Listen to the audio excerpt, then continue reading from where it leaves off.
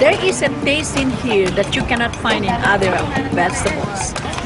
And the more you eat, the more it's become tasty and you keep on, asking for it. What this farmer in Hawaii is talking about is not a vegetable, it's a tree. And while Vicky Domingo says it has an unusual flavor, there's more to this tree than meets the taste buds. You keep on eating and eating and you can feel your body is more energetic, more healthy, and you can see the difference. You're not dropping, you keep on, just so active. Domingo says she has grown this tree on her farm for more than 25 years. She harvests moringa twice a week all year round.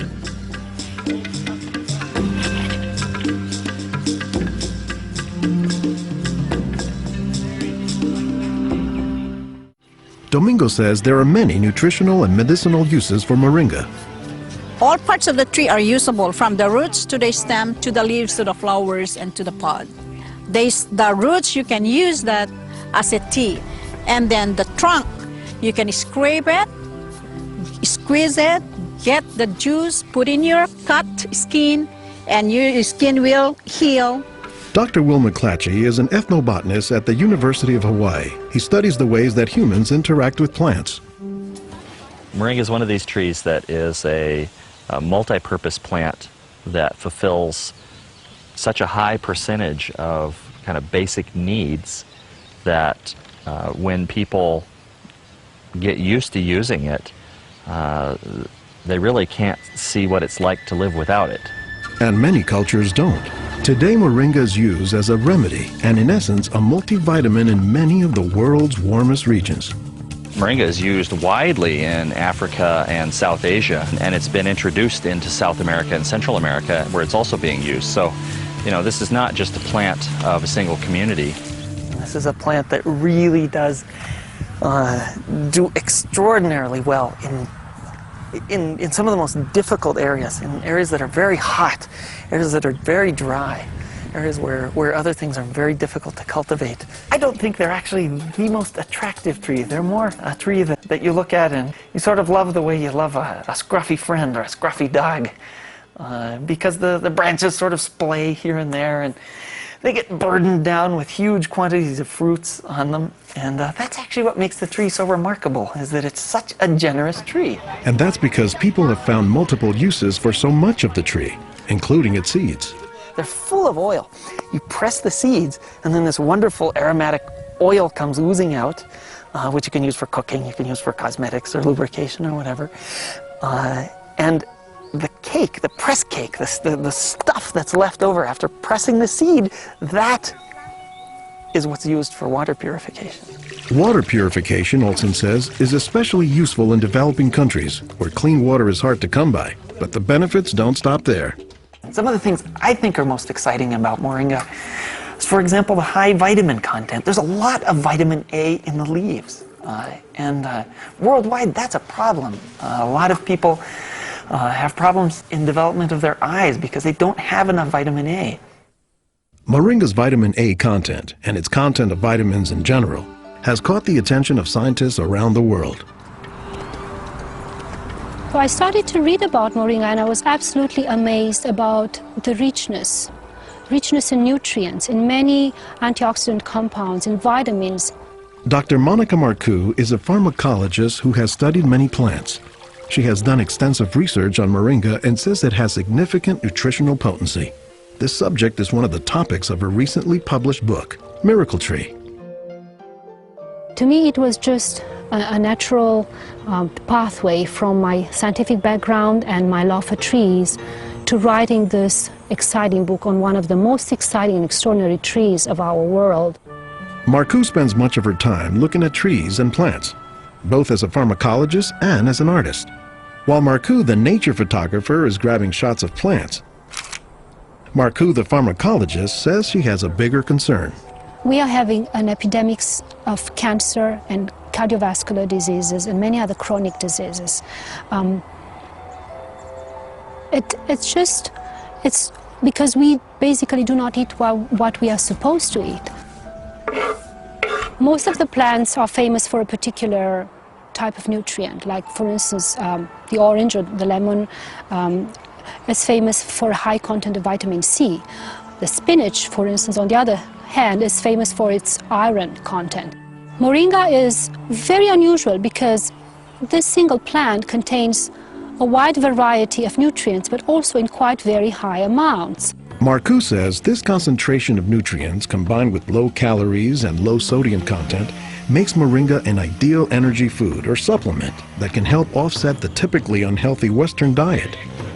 Many of the Westerners are also deficient in antioxidant and anti-aging substances that are mostly found in plants. Antioxidants, according to the National Institutes of Health, protect the body's cells and may prevent cancer. And Marcoux says moringa is a treasure trove of antioxidants that happen to work hand in hand. Antioxidant substances and antioxidant vitamins work together in the body. For instance, it's known that selenium works better in the presence of vitamin E. Moringa has high amounts of selenium and has also vitamin E. Moringa is well known for being a good source of leafy green vegetable protein. And you don't get a lot of protein out of many vegetable foods other than like beans and things like that. So getting it out of the leaves is really a big deal. And while there are a few other plants like soy that are protein rich, Olson says moringa is special. I have a lot of food allergies. I'm allergic to wheat, I'm allergic to eggs. Soy tends to be a fairly highly allergenic food. It causes allergies easily in many people. We think that this is because of the form that some of the proteins are in soy. They're apparently in a form that's very simple and fairly easy for the body to assimilate in moringa. According to the United States Department of Agriculture, moringa contains 18 of the 20 amino acids, building blocks of proteins that are found in the human body. And says Marcoux, moringa is one of the few plants that contains all of the essential amino acids. Moringa contains all the 9 essential amino acids that actually we cannot produce. Their presence, but also their ratio, is very beneficial, and it is estimated that this ratio is very good for absorption and for being bioavailable to our bodies. In most of sub-Saharan Africa, any baby has a 20% chance of dying before he reaches the age of 5. In some countries, up to 40%. And even those who survive past the age of 5, up to half or more will suffer from malnourished physical and mental development. As the former regional representative for Church World Service in Senegal for 16 years, it was Lowell Fugley's mission to help local clinics develop ways to save children at risk to malnutrition. So Fugley went to work, both planting moringa trees and, more importantly, educating healthcare workers on how moringa can help stave off malnutrition.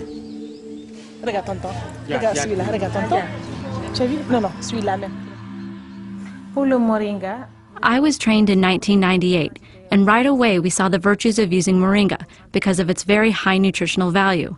So we began using it right away on an experimental basis. Healthcare workers learned to grow their own moringa trees, dry the leaves, and pound them into powder, maintaining all the nutrients. Nursing mothers were taught to add a spoonful of moringa to their food morning, day, and night to increase their milk production. They were also told to add moringa to all of their family's meals. As people changed their habits, Fugley says the results were clear, especially among children. They'll look happier, they'll have more energy, they'll smile. When they came to the clinic, limp, eyes drooping, no energy. And within 3 weeks, you see them bigger, healthier, and smiling.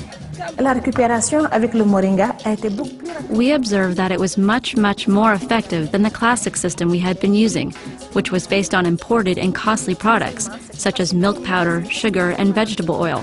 With moringa, people can go into town and find it themselves. Our diets are pretty bad, although they are improving. But one of the reasons they're improving is because we're starting to adopt more and more of these kinds of plants. I've been in villages where the only trees that survive and grow well are Moringa oleifera, which is really amazing when you consider how many useful things the tree provides. Moringa it comes very close to being a perfect source of nutrients in terms of variety and concentration. So that is, I think, very unique about this moringa tree.